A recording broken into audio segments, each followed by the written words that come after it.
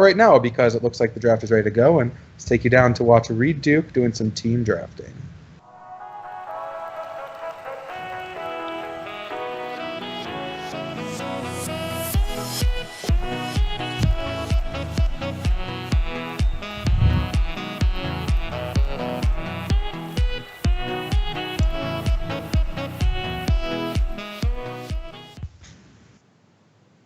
Hey guys, welcome to Team Draft Super League. I'm joined by Ben Stark, and we're watching Reid Duke draft some our Amonkhet. We've got his opening pack. What do you think about it? Pretty weak pack. The uncommons aren't great. The rare is... Now, when you say pretty weak pack, according to your articles, that means only like 6 cards you'd be happy to first pick?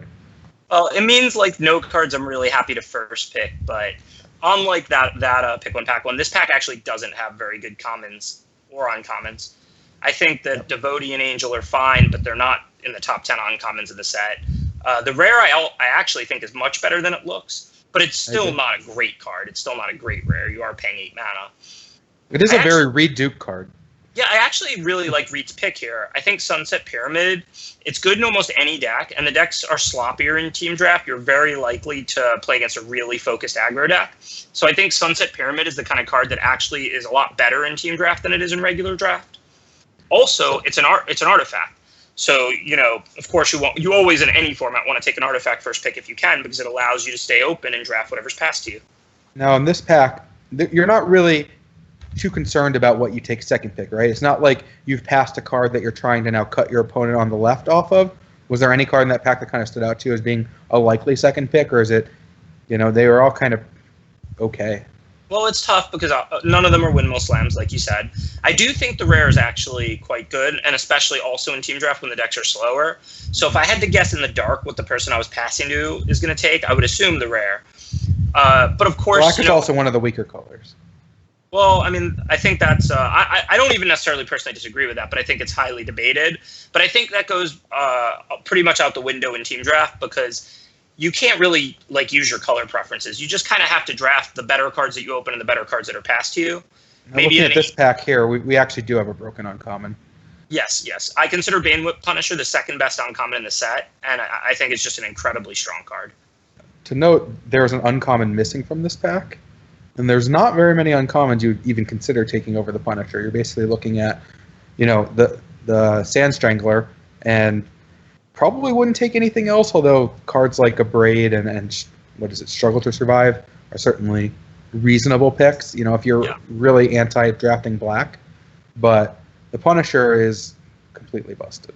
Yeah, I definitely agree with that. Like I said, second best uncommon, and it is by a lot. Sand Strangler, as you said, being the best one. So it's kind of interesting. Reid may have to keep his eye on red if it comes to him, because there's a very high likelihood that Matt Severa first picked the Sand Strangler. Right. Now looking at this pack, we get no information really about what the people on our right took, because there's a rare and an uncommon missing. Unquenchable Thirst is the best common in the set for some people, and others it's top 3. Probably for others, it's even a little bit further down the list, but I know Huey has said that he thinks it's the best common in the set. He's got the Torrent, which is, a very good black card. Probably a little bit worse than Unquenchable Thirst in most decks, but he just took a Punisher that he's looking to play with. Anything to say about this pick? I'm happy to take Torrent because I passed a black rare and I haven't really passed any good blue cards yet. But knowing that I'm going to pass an Unquenchable Thirst here 4th pick, I'm looking to play blue if I'm seeing blue. Like if I'm Reid and I'm seeing better white than blue, I'm going to still play black-blue as long as blue is the color that's coming to me. Because at this point, you just passed a 4th pick Unquenchable Thirst, to Justin.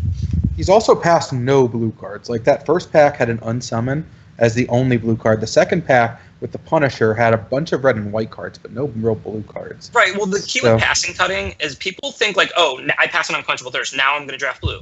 No, it's about, are you seeing blue? If you're not seeing blue, then just let the other people passing to you cut it for you and just take it. Why don't you break down our current pack? It looks like he has a Lurking Rot Beast currently highlighted, not a card that I would have considered in this pack. What do you think?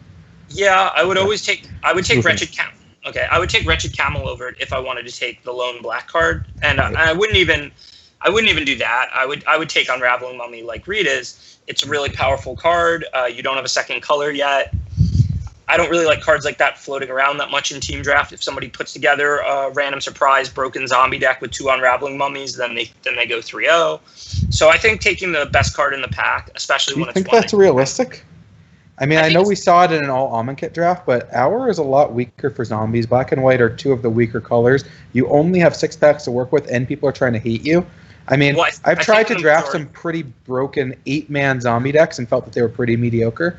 So do you think that, I mean, I think the Unraveling Mummy in team draft, we've seen taken actually a little bit too high in many weeks and cut a little bit too often, where, I mean, it's certainly a reasonable card, but I'm not as concerned about it as opposed to all almond kit, in which case the zombie deck was just completely obscene.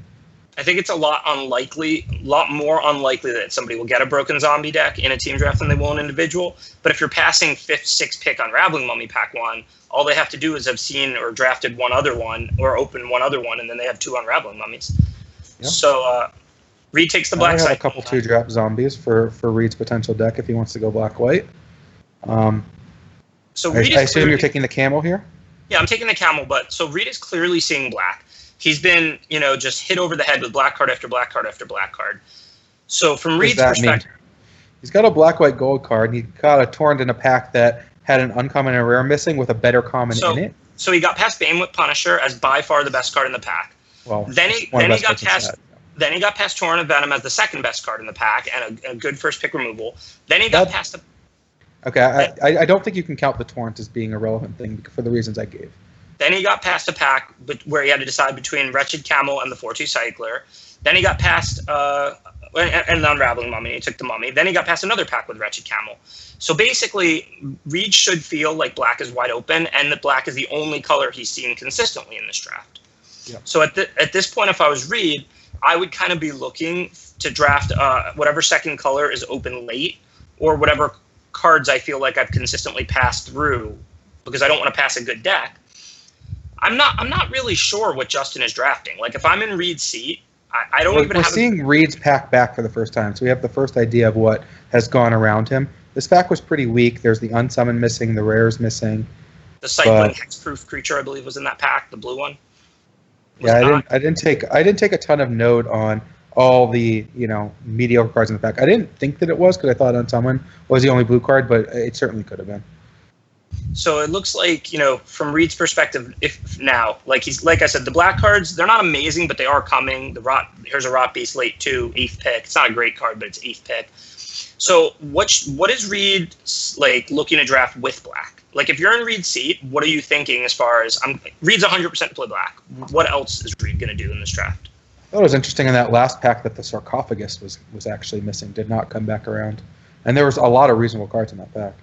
So somebody's probably drafting Cycling, but you don't really have a good way to know if that's your teammate or if that's the opposition if you're sitting in Reid's seat here, right? No, of course not. It's just interesting. I was just kind of looking for opinions on that card because it's hard to get a lot of experience drafting a lot of those type of cards. It is a rare, and a lot of times when you draft it, the deck doesn't come together where you can play it.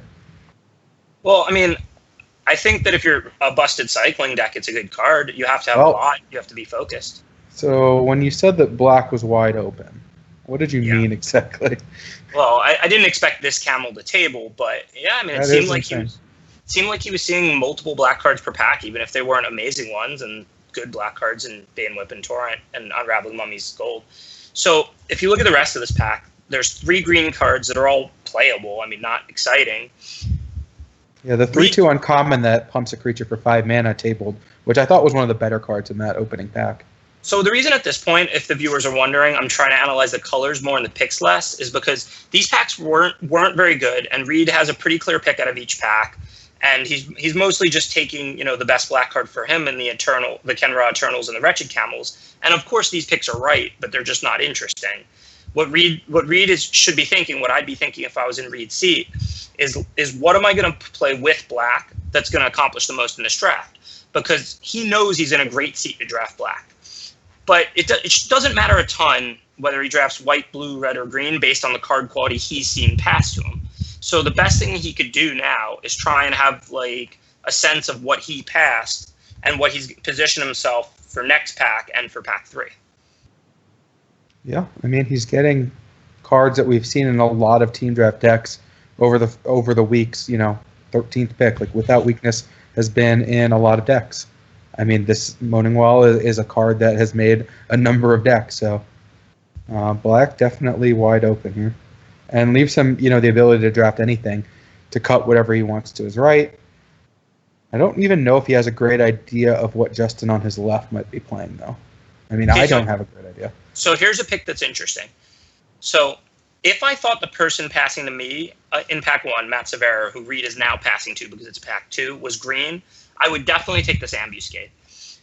Reid doesn't have a second color, and Ambuscade is very good. It's in those top 3 commons in the set with Open Fire and Unquenching Thirst. Given the cards that Reid saw late pack 1 were a lot green, I think, and given your read on the Sand Strangler, which Reid probably is aware of as well, if there's a pack with a rare in it, an uncommon missing, and a Banewhip Punisher in it, if your opponents know what they're doing, if the person passing you knows what they're doing, they almost have to have took Sand Strangler. So I think that if I were Reid, I would probably pass this Ambuscade on, and I like the Sunset Pyramid pick just fine.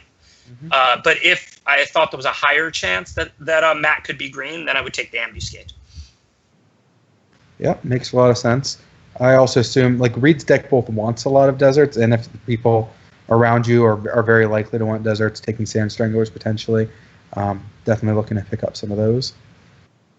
So are you considering taking the Desert of the Mindful? No, not at this point. I mean, I would just take the Sunset Pyramid. It's just something to be mindful of.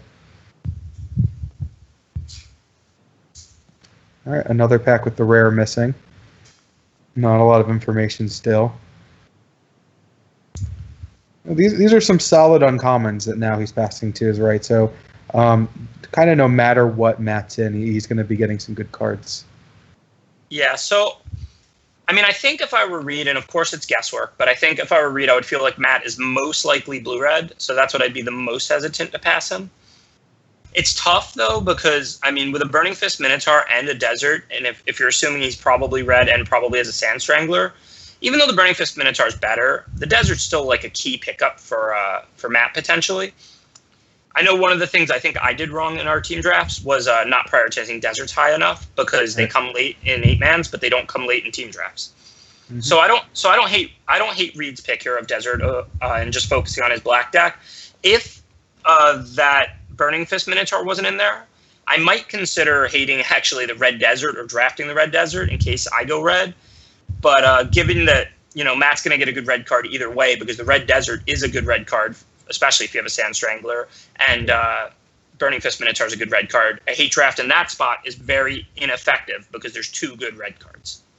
Yeah, now we're just seeing kind of desert flooded, lots of deserts going around. Definitely different from what we saw in the draft with us against the Weedham Boys, where there were very few deserts for anyone. Everyone had a lot of desert synergy cards, and they just weren't open. But here, we're seeing multiple packs with 3 deserts in them, so definitely going to have a different feel. So once again, now there's Puncturing Blow and Desert of the Fervent, which might be pretty close for Matt. So I don't think it's a great reason to hate draft, but there's no black card, so Reid has to branch somewhere. I mean, there's a Kenra Eternal, but you don't care about that, and you don't want to take it over cards of this power level.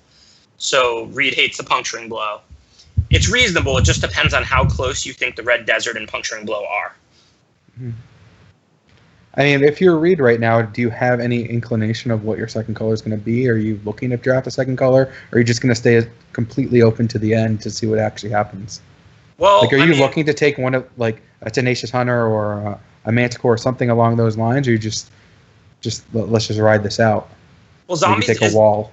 Zombies is best in pack 3, so it would be nice to be open and be able to go black-white Zombies. The only downside, I think, is Reid's deck has some cards that are a lot better in more controlling strategies. Now, that's not to say you can't play them in Zombies, but I'm not necessarily very excited about Apocalypse Demon, Moaning Wall, Sunset Pyramid, which he has 2 of, in an aggressive black-white Zombies deck compared to if he drafts a black control deck. So that said, I'd probably be looking to try and draft either the wall or the 4/4 there, and look at a black-green deck, which will be a little more controlling, make good use of your cyclers. At this point, I feel like basically Reid still hasn't been pushed in any direction besides black. And you really don't want to end up mono-black in this format. There's very little reward for playing one color, and you want to snipe powerful cards away from the opponents when you can. Right. So I think Reid should probably just be looking at what's going to go well with what he already has, and I would say that's probably going to be green for the cycling cards, or blue for the cycling cards, and for a controlling deck with late game. I don't think white or red really complements Reid's selection of black cards very well. Well, this pack is definitely interesting. I mean, the Ifnir Deadlands is great. The 3/3 is one of the better black commons. The wall's quite good in this deck. I mean, I don't know how you feel about the Torment of Scarabs, but I think that card's quite good too. The Hoopoe, he's already passed one of those, is a really good uncommon. This pack is really deep, and that's before even getting to the 2 deserts that a lot of people might want at the table. Yeah, so I really like Torment of Scarabs in a lot of decks. I think if I were Reid now, I'd probably take the Ifnir Deadlands. He does have 3 cards that want deserts and 2 common deserts, which work well with the uncommon deserts also. Plus, Torment of Scarabs is good in any kind of a deck, but I don't think Reid is that worried about closing the game when he has double Sunset Pyramid. He can just expect to win with those, like win with card advantage. So I think I would be more interested in the land there. I mean, the Torment of Scarabs is a really good card that I think the Pantheon is even higher on than most other pros, and I think most pros realize that the card is quite good. So not surprising they took it, although either way, I mean, of course, the desert is phenomenal. Yeah, I actually think pick one, pack one, I'd probably take Torment of Scarabs over Ifnir Deadlands in an 8-man. I just think right now, with what Reid is already drafting, that the Deadlands is probably better for him. So here he's got to pick between Carrion Screecher and Moaning Wall, kind of the opposite scenario. I think more often than not, the Moaning Wall would be better, but I think he's just maybe starting to get concerned about getting like actual win conditions and things like that. Well, he's got the Torment now. He's good to go. Yeah. Well, this is a late Scrapper, a late Desert. We've got Appeal to Authority, which of course then takes over everything in the set. I mean, we've got a bunch of lifelinking creatures. Like, this pack is still stacked. Yeah, and I would take the Desert. I think that, of course you don't know what anybody's playing, but I think the most likely color that Matt is playing, who Reid is passing to in this pack, is red. And I like we talked about a couple times now, Sand Strangler is probably what he took over Banewhip Punisher. So I would want to cut off the Desert and reduce the value of the Sand Strangler probably by more than I'd want to hate draft a Kenra Scrapper from a deck that might not even be that aggressive. All right, well, the uncommon Desert's the one that came back. There were 3 deserts in that pack, 2 cycling ones, I believe. So unless he sees himself like possibly ending up mono black, I would actually take the Haship Oasis here. I really think, even though he doesn't have a single green card yet, green is a likely second color he should position himself for in pack 3. He has a very controlling deck. He has cycling matters and some cyclers.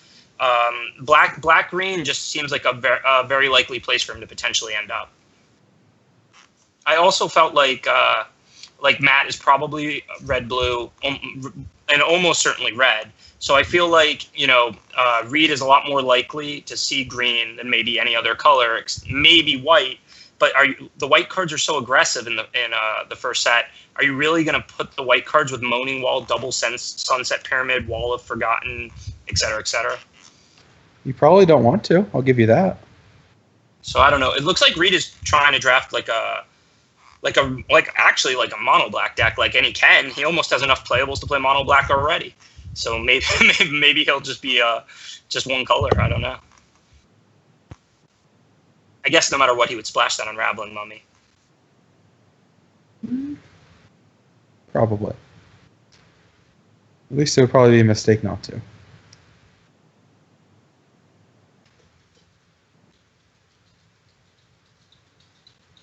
So far, I would describe this as a fairly easy team draft. Like, Reid was definitely supposed to be black, found it virtually immediately. I mean, with the second pick, Banewhip Punisher was kind of a no-brainer. And he really hasn't had any opportunities to branch into second colors. There's only a few picks I might have done differently the whole draft, like that Haship. And the If Not Dead, but that's more preference. Well, now we have an interesting choice.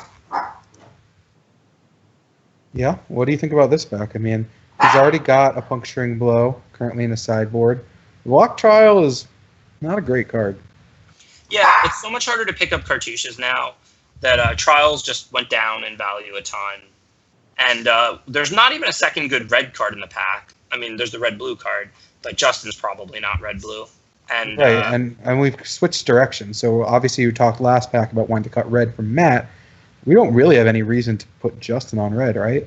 which is exactly what I was about to say. We saw red cards tabling, red cards late, Burning Fist Minotaur pass to us. So I don't think it's important to take this Mana Core.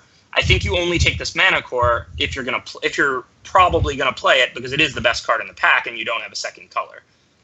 So what are the other considerations? Are you taking Trial if you're not taking Mana Core? Is there something else you're looking to hate? I mean, it is another. This pack is not very good. Yeah, I was just going to say other than those two cards. Weak pack. Yeah, it's another fairly weak pack. I mean, there's nothing you're really concerned about passing except Mana Core. So Mana Core is the safe pick in case Justin somehow is red, even though it doesn't seem like it. I mean, that was late Red Deserts, late Scrappers. Like, it's just, I mean, he got past, like you said, the 2-1 first strike. It's just, it's not really that realistic. I'm not scared to pass. No, I know. I'm confirming what you said. Obviously, you've already said all this. I'm just reiterating because, the best cards you were receiving late pack 2 were, again, those red cards tabling. And you know what cards are in the pack, so it's not like you can't be surprised. So you know exactly what's happening. Again, we have the rare missing, so it's becoming a consistent theme here. One of you the like best an Electrify? Yeah, I mean, the rare missing is not always bad in team draft. Sometimes it just means they cut you, which is whatever. I mean, you prefer to have the broken rare in your deck, but they're not getting a first pick. That's not the worst place to be, which is kind of where Reid was until he got past an Electrify, taking that first pick, Manticore. So this pick is a pretty clear Electrify. Reid found his second color. The best card in the pack when he had no second color was Heart Piercer Mana Core. The second is Electrify. He's not really that concerned if he gets cut from red this pack because he already has enough playables. And these are double red cards besides the Electrify, though. So.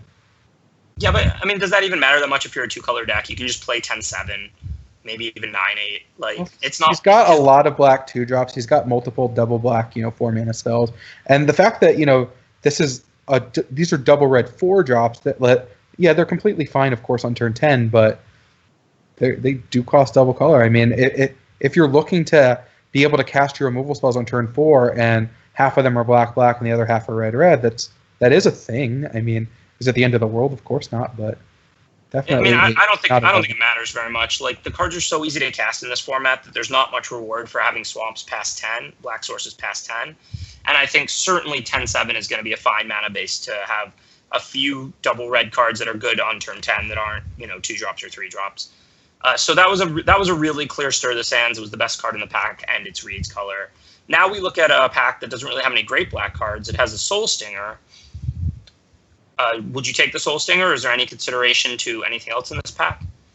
I mean, if you're going to play black-red, the Thresher Lizard's a pretty decent card. It goes well with all these Kenra Eternals he currently has in his deck.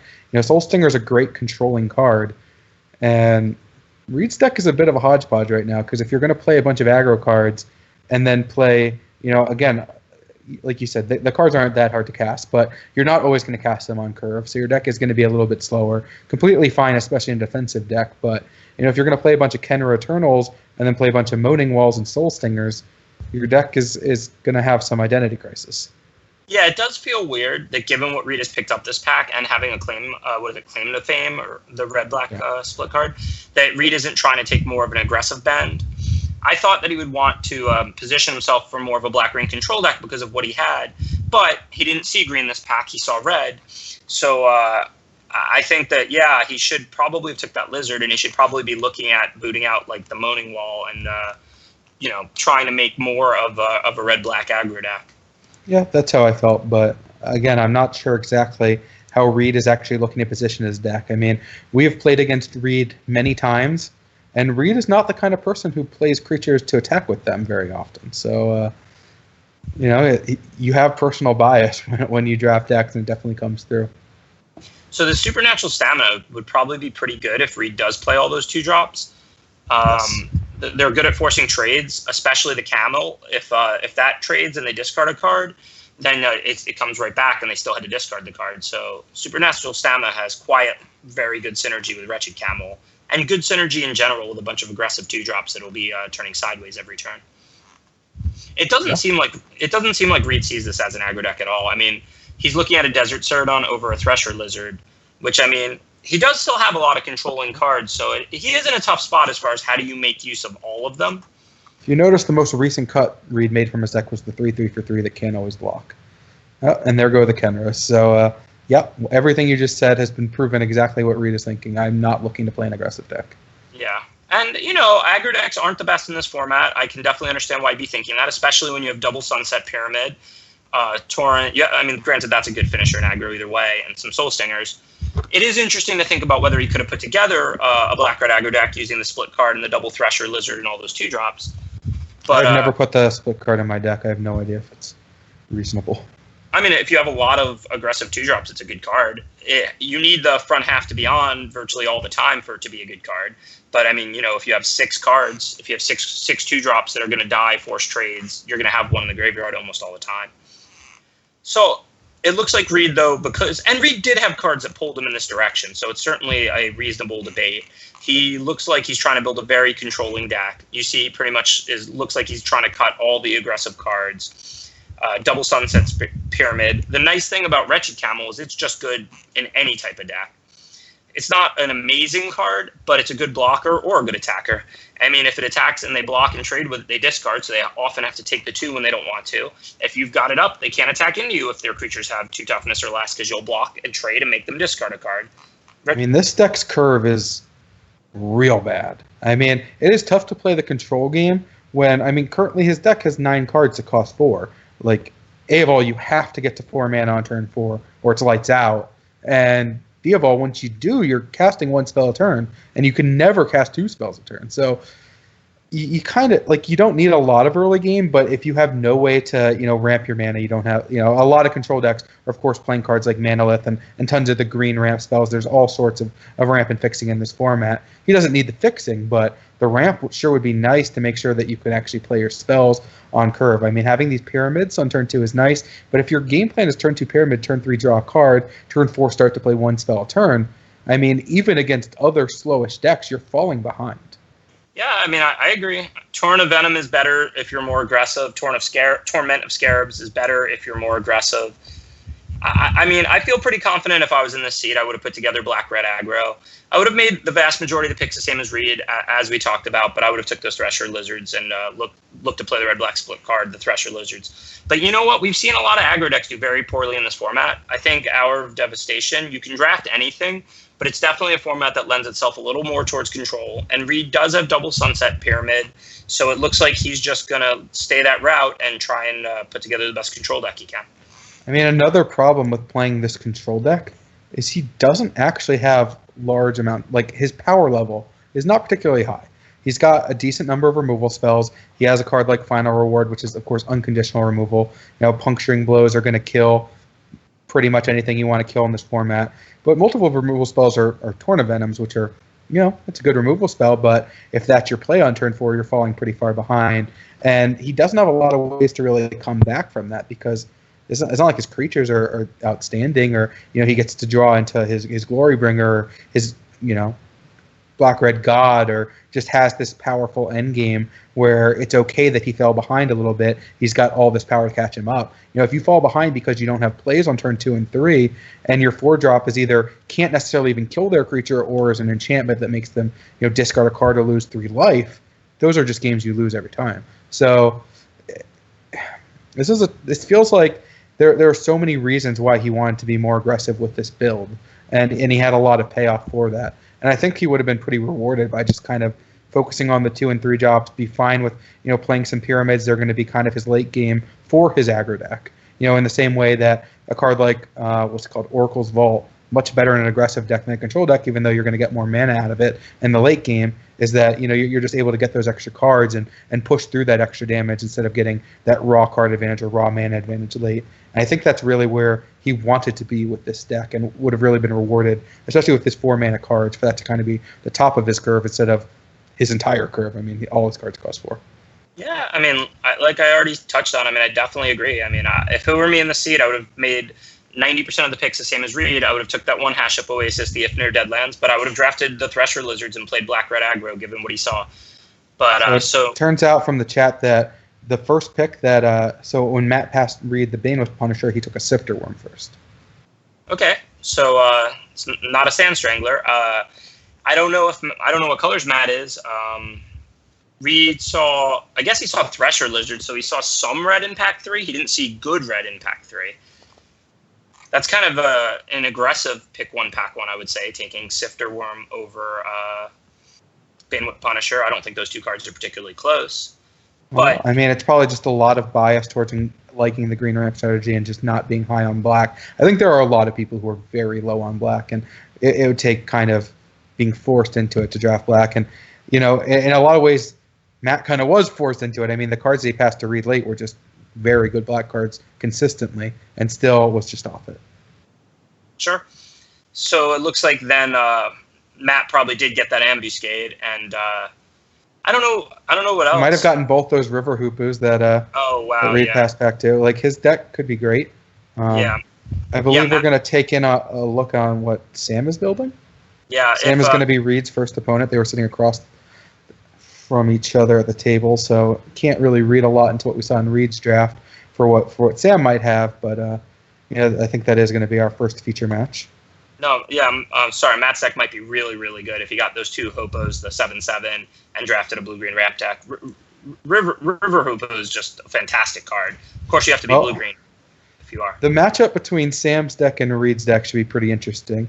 Reid's curve starts at 4, and Sam's curve stops at 3. Yeah, this is a very focused blue-red aggro deck, but it doesn't have a lot of 2-drops. It's kind of an interesting build here. Is that a pair of on-crop crashers right in the middle there? That card's really good. Yeah. A crop crasher is really good. Less good if you don't have 2-drops, but still good. Yes, that is true. But, I mean, if your opponents don't have 2-drops because there just weren't a lot of 2-drops in the draft, which we didn't really see a lot of them. I mean, Reid took a lot of 2-drops. It's not like we saw a lot of them at any point in the draft, and most of those are in Reid's sideboard. So there was like a Mummy Paramount. There was like a Rona Stalwart. But, yeah, there's not a ton of great 2-drops. Those are the two I remember, too. Yeah, but there weren't, like, I mean, in Pack 3, it's not like we're seeing Binding Mummies and Crashers and, any of the real 2-drops. And they certainly weren't going around the table. So I guess there was a couple River Hopus, but those are probably both in his teammate's deck. Yeah. So Sam's deck definitely focused. Yeah, he got one of those Thresher Lizards, 3 Thorn Molochs. The key with the Thorn Molochs and the Spell Weaver Eternal is, can you trigger prowess consistently? The best things to do that, of course, being things that replace themselves, like strategic planning and crash through. And we can see that Sam does have a pretty good deck for that. He's got double strategic planning. He's got crash through. He didn't pick up any Traveler's Amulets. I actually like Traveler's Amulet a lot in the blue-red aggro decks. I don't mind paying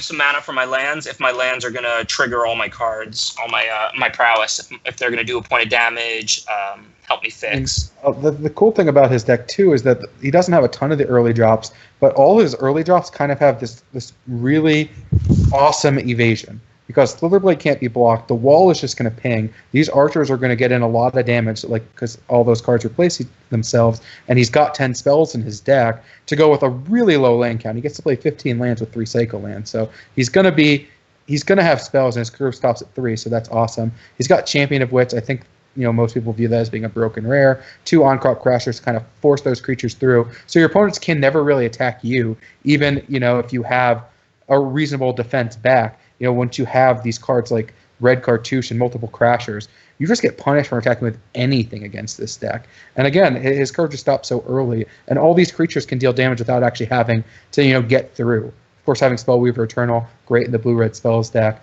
Enigma Drake is just awesome. This deck looks very focused. Of course, you would love to have more 1s and 2s. I'm sure he took them over everything, but they weren't necessarily in the draft. But his spells are good. Trial of Zeal is awesome. Red Cartouche, I think, has gotten even better. And, of course, going with the Trial is incredible. That Hone Kopesh in his deck looks really, really strong.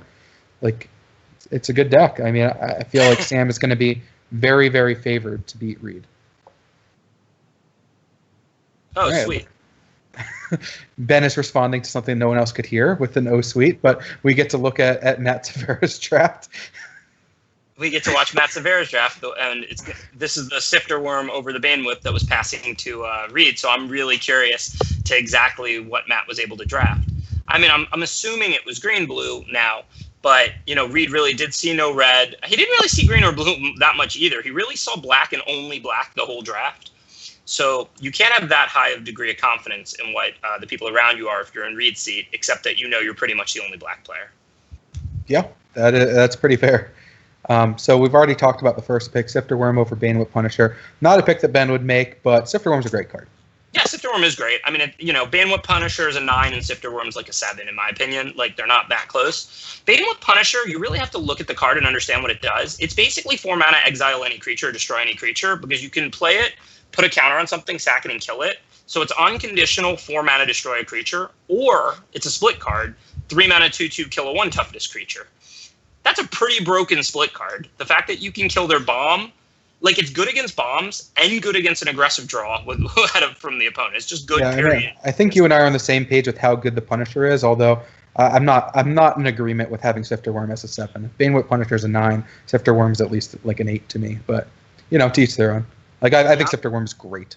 Sifter Worm is a great card, but I'm not into the force ramp thing. Like, I'll draft Sifter Worm, I'll draft ramp, but I'm not gonna be first picking 7 mana 7/7 trample and just praying I get a bunch of Oasis Ritualists. Wow. Well, you got past Champion of Wits. That's not a Magic card I pass very often.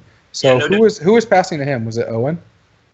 I don't know, but no debate on this second pick. Of course, you take Champion of Wits. I mean, it is. I heard it.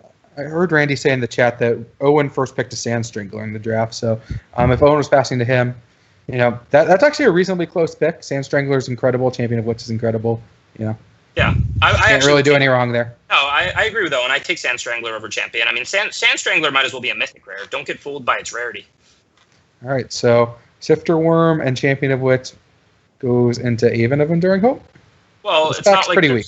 Right, and it's not like there's good blue or red cards. I'm not saying I necessarily... Well, he's blue and green so far. Sorry, blue and green cards. We were just talking about Sandstrangler too much, but there's no good blue or green cards. So I don't hate this Haven of Enduring Hope. I'm not sure if it's what I would take. I mean, but if you're not taking that, what are you taking? Like On Summon? Yeah, that's pretty much the only other card you can consider, I would say. So, I mean, it's certainly a reasonable pick to take Haven of Enduring Hope. It goes well in the green ramp deck. You can certainly play Champion of Wits, Sifter Worm, and Haven of Enduring in all. You can play all 3 of those in the same deck. All right, this is not a pick I would make 4th pick with what I have so far. What do you think about taking this Striped Riverwinder? I mean, Ronos' Stalwart is quite good. You haven't really seen any green yet, but these are, at least the Stalwart's a really good green card. The Sharpshooters, I think, is pretty much on par with the Riverwinder. Yeah, this is clearly not a pick I would make either. I actually think the Bitterbow Sharpshooters is pretty good for those green ramp decks. It blocks flyers. Even if you wanted to take like Desert of the Glorified, just because deserts are at a premium, and I would take the Amulet over the Riverwinder myself with these 3 picks. But to be honest, in team draft, we know I get pretty frisky. I'm not about just drafting my deck. So my pick out of this pack would probably just be the Black Desert, because deserts are valuable. It's the best card in the pack by a substantial margin, in my opinion. So I think that's what I would take there. All right. Well, we know a number of people on Twitter who would take Feral Pearl over anything. So in your 5th pick with already having a Sifter Worm, I think that's a pretty reasonable pick. I mean, this pack has some decent white cards, but nothing that would go in a ramp strategy there. You could take Beneath the Sands, but Feral Prowler. I was going to comment. I was just going to comment. In an 8-man, I think I would take Feral Prowler, but in a team draft, I might take Beneath the Sands. You have less packs, and people are doing a little more hating, so you're not as likely to get those better ramp cards, and you already have stuff you want to splash. And I mean, you have a 7-drop.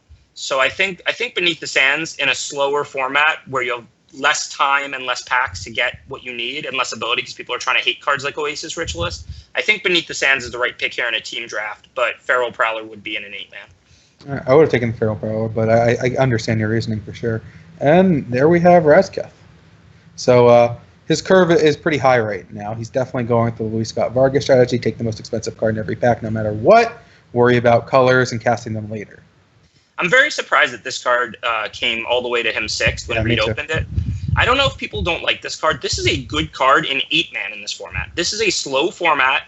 You have ramp spells, you have card drawing, you have time to cast your 8-mana card, your 8-mana win condition. It's not, obviously the card looks very powerful. You still have to pay 8 for it. So the card is not a 10, it's not a 9, it's more like a 6. But it is a card you play. It's a good win condition. So I'm really surprised at that weak of a pack that Reid opened this game 6. Now, I actually thought the Devoteus Strength and the Solitary Camel were two of the better cards in that pack too. But yeah, I agree with that. I expected the rare, the Devotee, the Camel, the 4/4 White Flyer for 6 to be the cards that were taken. Proven Combatant over Harrier Naga and some other mediocre cards. Not a pick I'd make again, but yeah, I agree with Matt's last pick. I would take the Black Rare. It's a good card. It's a card I like. This pick, yeah, I wouldn't take Proven Combatant. I don't think there's a lot of reason to draft that. I would probably take Moaning Wall, I think, to go with the Moaning Wall as well. Yeah, to go with the Black Rare that you just got. And a black green. Well, he tabled the Beneath the Sands. That's really good for him. Yeah. It goes really well with Sifter Worm and the Black too. Yeah. Windmill Slam Beneath the Sands here for Matt. Cunning Survivor out of a pretty weak pack, although he is passing Reid a late Wretched Camel, which is probably a card he could have at least hated here even if he wasn't going to play it. And he might just be green-black control. So that's what I was going to say. I would take the Camel here. I don't understand why Matt is sticking to blue in this seat over black. He's clearly seeing black. He clearly shipped black to Reid. And that's something I was talking about a little during the draft with the passing cut. If you know you've passed the best black card, if you know the best cards you've passed are black, like Banewhip Punisher and which was by far the best card he passed to Reid second, you should be looking for a reason to go black. If you don't see black, you don't have to pass and cut. But if black is wide open, you have to play black because you know the person you're passing was probably black. I actually think it goes even farther than that in this spot because the card he got past second, Champion of Witch, is a broken rare. And you have to know that the person on your right is also a good drafter and will be trying to cut you from blue. So it's even more reason to not be blue and even more reason to be black. Agreed. But anyways, this draft is going pretty well for Matt. We don't agree with all his picks, but tabling the Sharpshooters and then Beneath the Sands, I mean, he's got to be feeling great about where his deck is right now. Yeah, Matt's deck is... Well, this is another... I guess Chandra's Defeat is a reasonable card, too. Yeah. Matt's deck is very good, and I would definitely be black-green if I was in Matt's seat. But Matt's deck is very, very good. Randy points out he must know the Hoopus are coming, and he does get rewarded. All right, pack 2. All right, that's another broken rare. Has to pass some pretty good cards, but... he didn't see a lot of white pack 1. This is a card that obviously he can now splash. He's already taken the 1 Aven. I assume he's planning on playing this. I don't know if he's planning on playing 4 colors. The black rare might be moving to his sideboard, just too hard to cast. But he did get 2 Beneath the Sands, and there's a lot of cards he really wants. There's a Hoopu and a Ritualist in this pack. There's some good deserts. Really strong pack. The wall is good too. So, but you're just going to take the Angel Brokener? Yeah, of course. If this is an 8-man, this is a really interesting pick. Yeah, I agree. You're not taking Angel, probably, maybe, because you're white. This is a super interesting pick if it's an 8-man. But in a team think if it's an 8-man, it's actually not... I think it's Ritualist by a fair amount just because you have so much top end already. But, yeah, it doesn't really matter. But in a team draft, you're not passing Angel to somebody who could easily be white. You haven't seen a lot of white. It's just an easy pick. Now we have the Hoopu over the Ambuscade. It's interesting because the Hoopu has got a pretty good chance of tabling. Actually, it would have tabled in all likelihood. The other one does. And the Ambuscade might go to the other team. But there's no reason to believe the person on your right is green. You got past them late Beneath the Sands, and the best cards tabling were green. So I don't like the this more pick powerful at all. card anyway. Yeah, I don't really like this pick. I think that you have a good shot to table River Hoopu or force someone to hate it. I also think you still, even if you teleport me in with Matt's cards right now, have a decent shot to move off blue. So I think you just... He definitely was forcing the blue gun. I mean, maybe he has Stripe Riverwinder as being a bomb or something. I feel like that pick was a little bizarre when he took it the first time, but maybe he's just forcing green-blue. Hooper's a great card, so... Oh, Hooper's great. It is. Hoopu's better than Ambuscade. In an 8-man, if you're green-blue, you take Hoopu over Ambuscade all day. Well, here's the Hippo with some solid uncommons, some decent commons, some Cycle Deserts. Easy pick. Yeah. All right. Deep pack, no reason to hate. Best card for his deck goes. All right. This can't be right. The deserts are so good and so important to the strategy, and I'd rather have the Stalwart over the second River Wonder by quite a bit. He's already got the Scepter Worm. He's got 8 drops. He's got multiple white cards that he'd be happy playing if he went that direction. He's already got a River Winder. He's got the Hippo. He's got lots of big cards. I don't know. I'm taking the Green Cycle Desert here, but the Stripe River Winder is not even kind of on my radar, I guess. Yeah, I mean, I have to agree. I don't know what's up with these River Winders. I would be debating between the Cycle Desert, the Uncommon Desert, and the Rona Stalwart. I'm really not sure what is up with these Stripe River Winders, but I guess Matt really likes them. They are good, and they are probably better in team than in regular. This is a pretty easy pick, I imagine. 4-4-4-4, quite good. Nothing really to see here. It's a ton of red cards, all mediocre. You're not going to cut any of them. Strategic planning. I mean, sure. Yeah, I mean, if you are not much to see here. Yeah. If you are blue-green, you're strategic planning. I mean, this pack is still just completely stacked. You'd love to get this desert. You'd love to get this wall. I guess this wall's not that good. We're passing deserts, but the River Hoopoe is, of course, just a really, really good card. Yeah, this time the River Hoopoe is a windmill slam. You're not going to table it 13th, even if you're confident nobody else is blue-green, and it's way better than the other cards in the pack. So this is the time when you do take it. Nothing really to hate here. I don't imagine that the Restalker is going to make his deck. Not a good card, but whatever. Tragic Lesson. That could make the cut. I am surprised to see a Sandwalla over this Oasis. The card is not good, and definitely not a card he wants his deck. I don't think you'd want to hate it. I think the Oasis is a better card to hate from green aggro decks anyway. I agree with that, but I don't like the Tragic Lesson pick. I mean, in a ramp deck, he has cyclers. He's not really that worried. Like, he can't play it early, or he's going to have to discard one. He can't pick up a land. It's not like a blue-red prowess. Kenra Scrapper is a good card for a red aggro deck, and it's the only playable red card really in the pack. Like, Granite Titan's fine, but whatever. It's a 6-mana card. I would definitely hate Kenra Scrapper out of this particular pack. But to the pick 10, I agree with you. I would certainly take Haship Oasis over Filled Sandwalla. Matt's deck is not aggro, and Haship Oasis, even though it's better in aggressive decks, it's still a land that does something. It's still getting value out of your land slot. Walla's not. So best card in the pack there, probably. Jace's Defeat, reasonable sideboard card. Just takes whatever. Yeah, there's nothing. Right. Go through pack 3 quickly. Well, there's another broken rare. Angel of Sanctions. Looks like we're going to be splashing white in this deck for a couple Angels.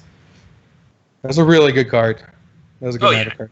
Passing Angel would be just unacceptable. It's just way too good. Wow, Reid's deck, if he would just get to play the black-white control deck that he was always dreaming of. Yeah. All right. Anyways. This is an easy pick. You don't pass 10s to people who can have any shot at being able to play them. Plus, Matt can play it. Matt's definitely going to end up playing white. He's going to play green, blue, white. What do you think about Compulsory Rest over Evolving Wilds here, which I assume is the only other card really worth considering? Yeah, I'm not sure if Matt realizes that he's straight 3. If he does, then he should probably take the Evolving Wilds. Compulsory Rest is an okay card, but he's got a really high power level, and he really needs to cast his spells. Yeah, I'm on Wilds here. Yeah, although I am happy if I get to table this Pyramid with multiple double mana cards that I'm looking to splash. Definitely. The pyramid would be excellent in his deck. Plus, he can just sink the mana into his double River Hoopoe turn after turn and stuff like that. Yeah, I didn't even think about that. That's insane. Well, Gift is a nice pickup, although Spring to Mind is just better, right? I don't know. It's close, actually. I have to think about it. Yeah, given Matt's color requirements. Yeah, you're right. Double colors for sure. Yeah. Plus I guess he doesn't need the mind with multiple Hoopoes in his deck, so yeah, maybe Gift is just the better card. Plus the one other green player at the table may not be green-blue, but maybe still a green rampy or green controlling strategy. Yeah. So I think it makes more sense just to take the Gift and really secure your ability to cast all your broken cards. Gift is a really good pickup. So is Evolving Wilds. I mean, he is passing a final reward here, which is not what you want to be doing, but yeah. Yeah, this is a close pick. I think, given there's virtually no other playables in the pack, if I took that other Evolving Wilds, I would almost definitely hate the final reward here. If I didn't, I'd play it. Right? Well, yeah, sure, splash it. But if I didn't, and you put especially me in Matt Matt's seat, I'm not sure what I would take. I probably still would take final reward. Matt has a lot of fixing. Matt has Gift, Double Beneath the Sands.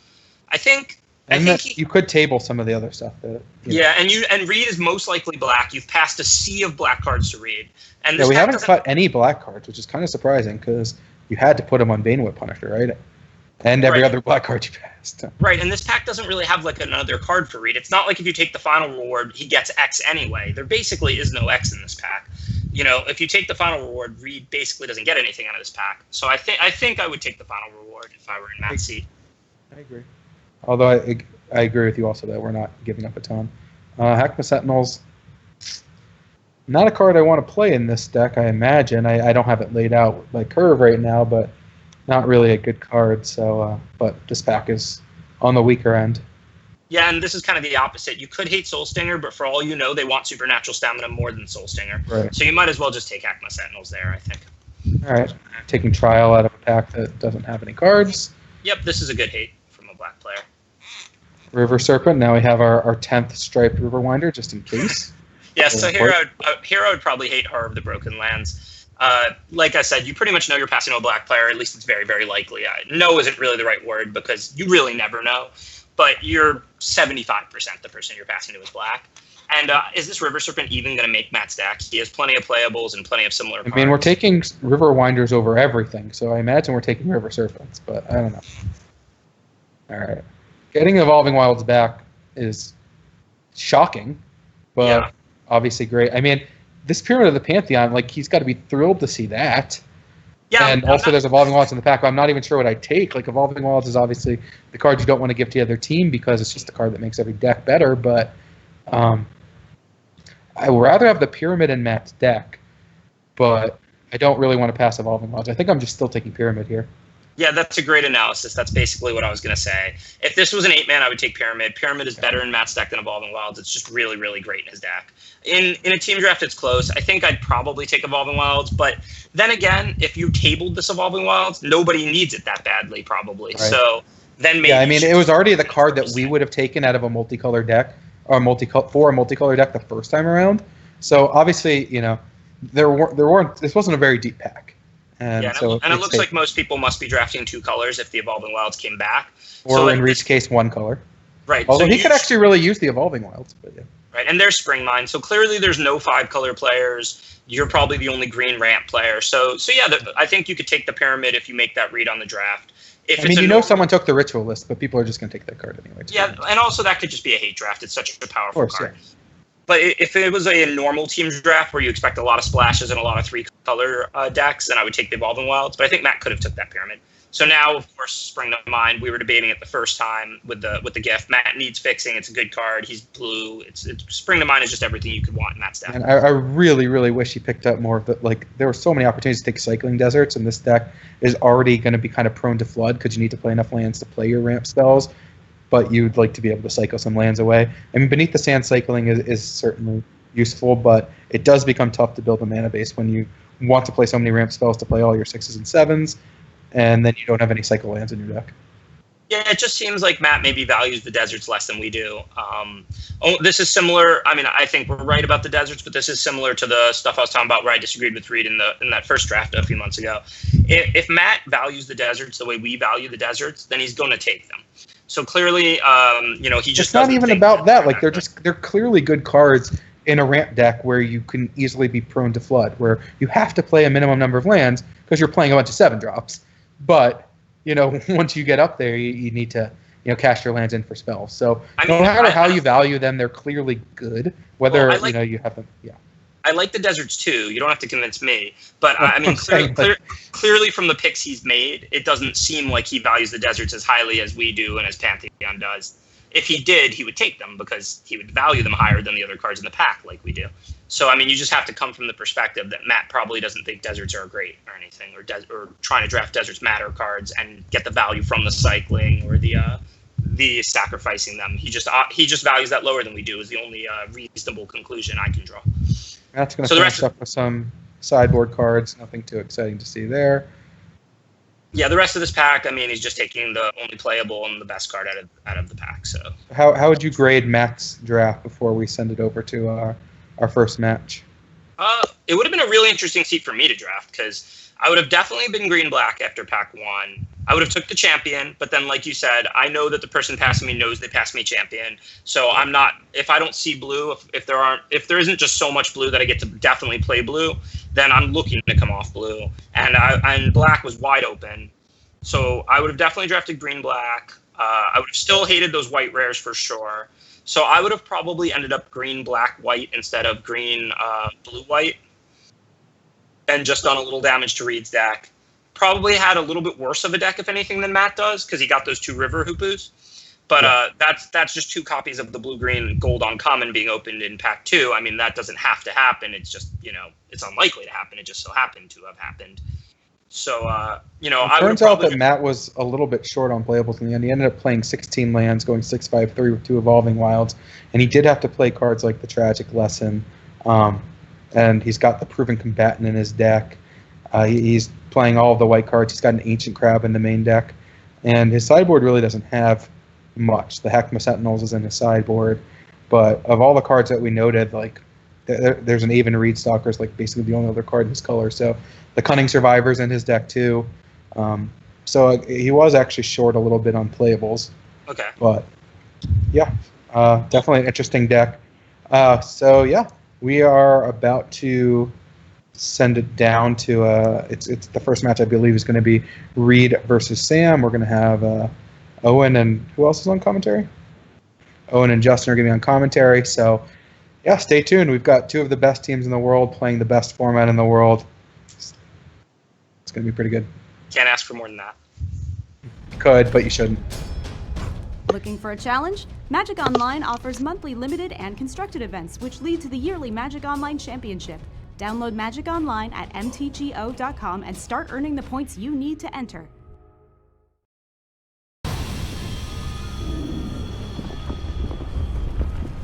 Check out Hour of Devastation booster draft leagues on Magic Online. Draft anytime, play anytime. Available now. For more information, visit mtgo.com. HasCon is happening September 8th through 10th in Providence, Rhode Island. HasCon will be hosting a Magic the Gathering Iconic Masters release event, 25th anniversary drafts, Magic spell slinging, and all your favorites from the world of Hasbro. Join the family.